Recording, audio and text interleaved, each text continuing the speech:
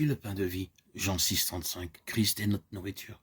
Quand un enfant vient de naître, la première chose est de le nourrir, car c'est une nécessité pour son développement. Cette loi est également vraie sur le plan spirituel. Ce qui doit être nourri, c'est l'homme intérieur, c'est-à-dire notre esprit. Le Saint-Esprit est particulièrement soucieux de son développement et de sa croissance pour l'amener à l'état de maturité duquel va dépendre notre capacité de connaître le Seigneur, de travailler avec lui, en apportant notre contribution. Nos yeux intérieurs doivent être ouverts sur la vie de notre parfait modèle, parce que c'est lui qui doit nous être révélé par le Saint-Esprit afin que nous voyions comme lui comment il se nourrissait et comment nous aussi nous pouvons faire de lui notre pain de vie.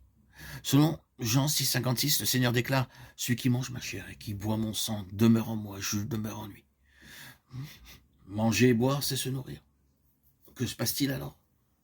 Voyez la réponse. Le croyant demeure en moi et je demeure en lui. Il demeure en moi et je demeure en lui.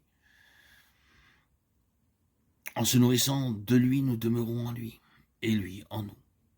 Gardons cela pas devers nous.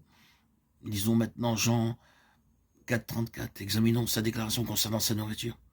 Que dit-il? Ma nourriture est de faire la volonté de celui qui m'a envoyé et d'accomplir son œuvre. Nous avons là le secret de sa vie avec le Père. Pour lui, se nourrir, s'alimenter, consistait à faire la volonté de Dieu. Nous sommes ici en présence de deux choses fondamentales et vitales pour la vie spirituelle. Se nourrir et demeurer. Ces deux choses sont liées et fondues avec la volonté de Dieu. Faire la volonté de Dieu implique que je demeure uni à lui. Car rechercher et faire sa volonté signifie que j'ai renoncé entièrement à vivre pour et par moi-même. Et que ma seule et unique préoccupation est de faire ce que lui veut et uniquement ce qu'il veut. Cela implique la déposition de toute volonté propre, tout mobile, tout intérêt pour soi. En recherchant de tout son cœur sa volonté et en demeurant uni à lui, notre tête, sa vie, irrigue notre homme intérieur, le fortifie, le développe en capacité, et parce que nous sommes un avec lui dans sa volonté, nous participons à son contentement, à sa satisfaction. C'est ainsi que nous enregistrons un réel rafraîchissement dans l'esprit, alors que nous sommes uniquement occupés de lui. Sa vie répond à tous nos besoins et aspirations les plus profonds.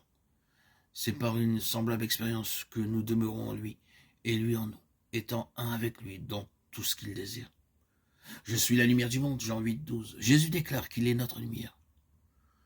Si nous le suivons, il nous accorde la lumière de la vie.